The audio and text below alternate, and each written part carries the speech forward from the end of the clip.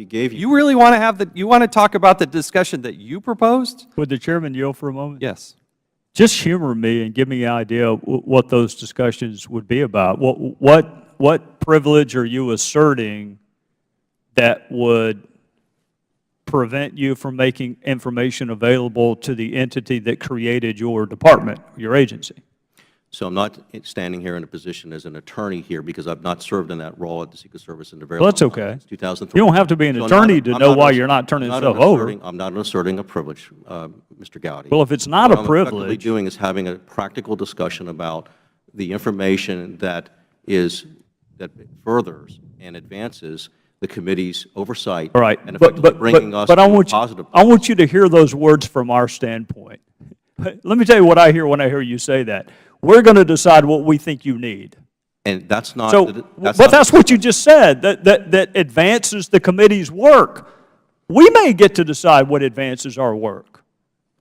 Would you give redacted documents if it were a grand jury subpoena or a court subpoena? If that branch of government sought documents, would you go through and redact them before you gave them to a judge? I think that's a good example, but I'll take a different example. That is in terms of normal discovery. Oftentimes, courts will say, "We're just generally decide." Please tell me you are not treating Congress like a criminal defense attorney. I am begging you to please tell me that's not what you're doing. Mr. Gowdy, what I'm saying is basically the discussions that we had as late as last week, I thought we're going towards a creative resolution to this particular issue, what ultimately was going to give the committee the place where they wanted to be on this. Well, but what I hear the chairman saying. What I hear the chairman saying is the place he wants to be is exactly what he asked for. Hence, there really is no more need for negotiation unless you have a legal privilege or some constitutional precept you are standing on to not allow the branch that created your agency to see documents. Then what is the discussion about? The discussion is about ultimately what is fair to individuals as well. Look, if you have a child come home and basically they do a fender bender, you basically sort of put them on timeout or whatever, and then you ultimately give them the keys back. This is exactly the same situation. We have individuals who have engaged in misconduct, but it doesn't mean necessarily that's the end of their career. They basically continue to go forward, just like we treat our children. Well, that's basically what we're talking about. Don't you think the father of three would be able to appreciate that analogy? Then why can't you give us the documents and then make the analogy? Let me recognize the ranking member, Mr. Yeah, I just want to make sure we don't keep. It seems like we're going in a little circle here. I want to get us off from the circle. Who makes the decisions with regard to the redactions? We're all concerned about Congress being able to do its job, and to do its job, we need information. But who makes? When you said you're not a lawyer, I know a lot of people have a lot of against lawyers, but we have been provided with special skills and information that a lot of people don't have. So you're not a lawyer, is that right? I'm a lawyer. You are? I am, yes. Okay. And so tell me, who makes these decisions with regard to the redactions? It's a combination of decision with... Do you make them? I do not. And that's not the role that I've played in, sir. I actually came here to talk about PMP and the Hoger Committee report and not this, because this is an area that I've not been involved in up till now. I don't play an official role in this.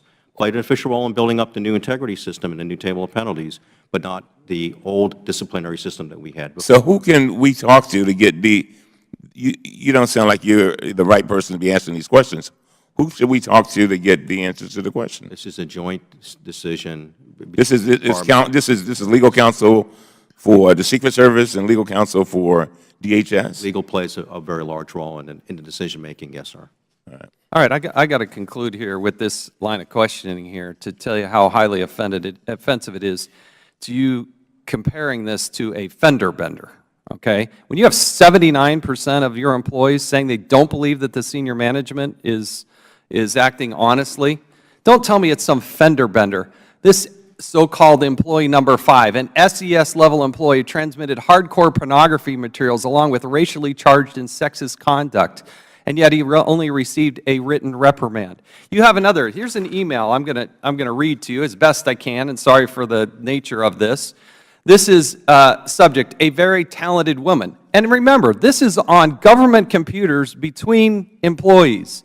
Now this uses the B word, has some talent. Careful where you open this, definitely adult material.